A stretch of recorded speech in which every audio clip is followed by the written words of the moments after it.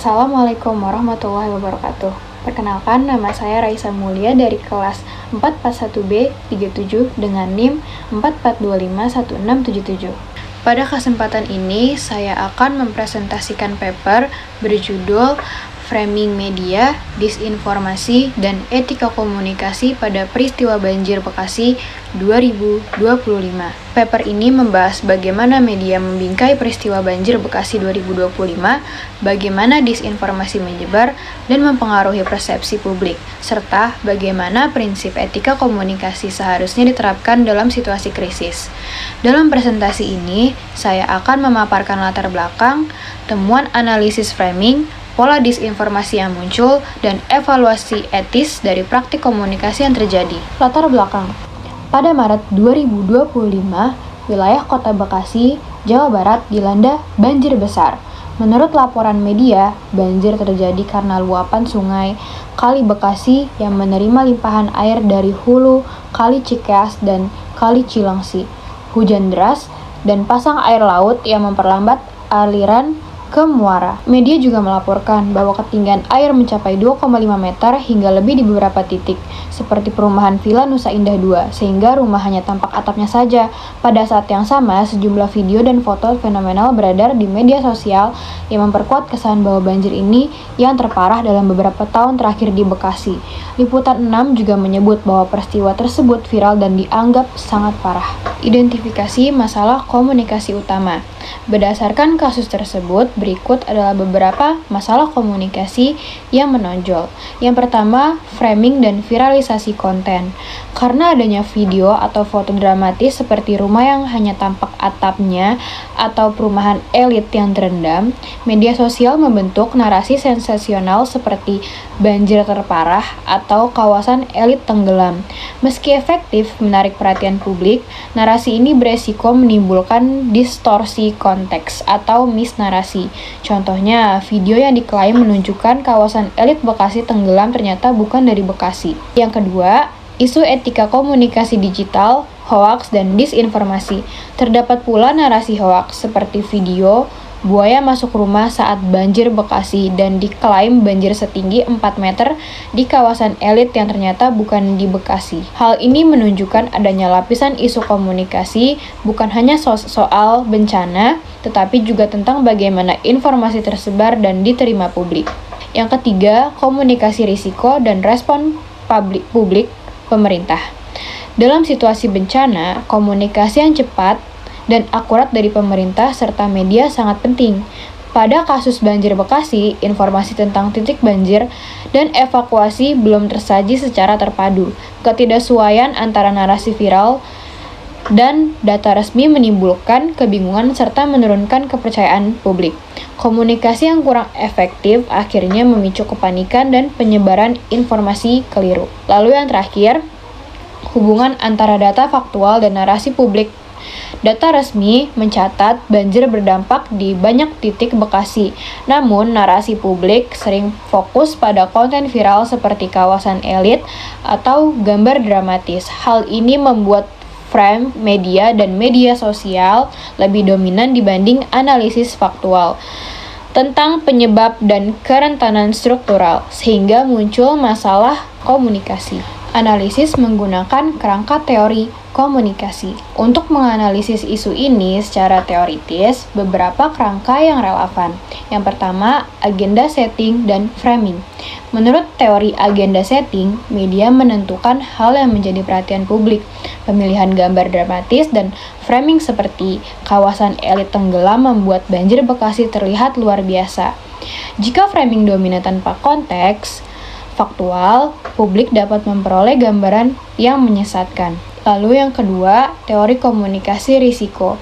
Dalam bencana, komunikasi risiko penting untuk menyampaikan bahaya, evakuasi, dan kondisi terkini. Efektivitasnya bergantung pada kejelasan, kecepatan, kredibilitas sumber, dan keterlibatan pemerintah, media, dan masyarakat. Kekosongan komunikasi mendorong publik mencari informasi di media sosial yang beresiko memunculkan hoaks. Lalu yang ketiga, teori difusi inovasi atau viral media.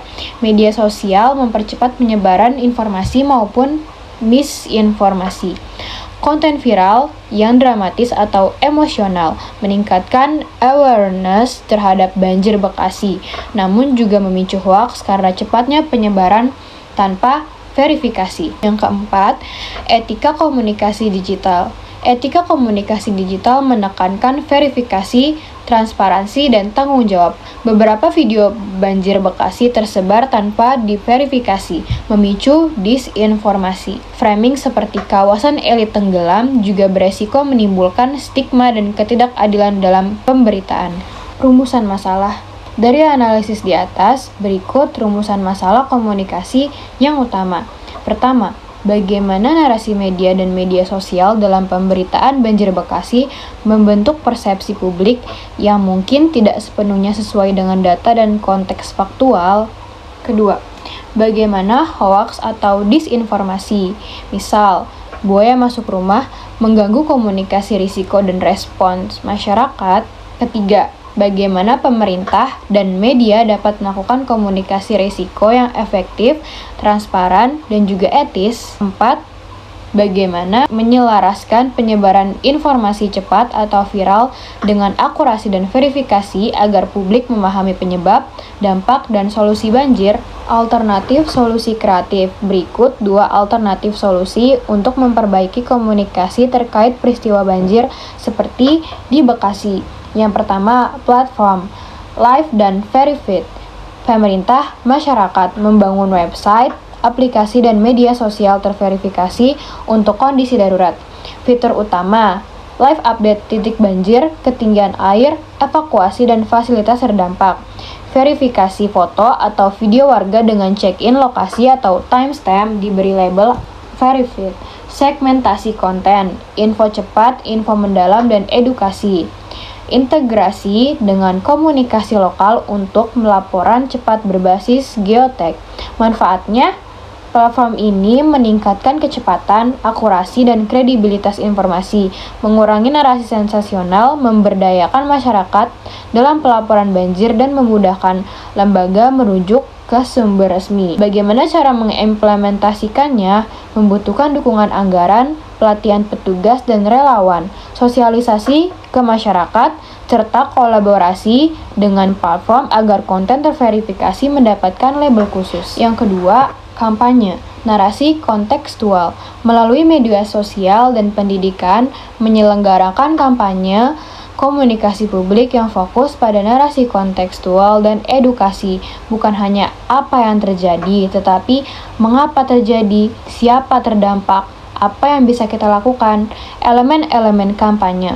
Seri video 1-2 menit di Instagram, TikTok, dan YouTube berisi penjelasan penyebab banjir, testimoni warga dipadukan fakta teknis, tutorial kesiapsiagaan, dan verifikasi hoaks, serta kampanye hashtag seperti Banjir Bekasi Fakta dan Cek Fakta Banjir.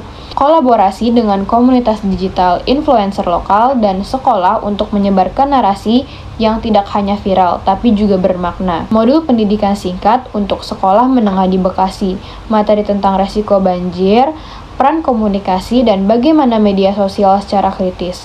Manfaatnya, kampanye video ini mengalihkan fokus dari narasi sensasional ke pemahaman mendalam, meningkatkan literasi media, mendorong partisipasi aktif warga, dan memperkuat hubungan konstruktif antara pemerintah, media, dan masyarakat. Bagaimana cara mengimplementasikannya? Membutuhkan narasumber kredibel, distribusi di berbagai platform untuk menjangkau semua usia, monitoring dan evaluasi efektivitas kampanye melalui laporan hoaks, penggunaan platform, dan persepsi masyarakat.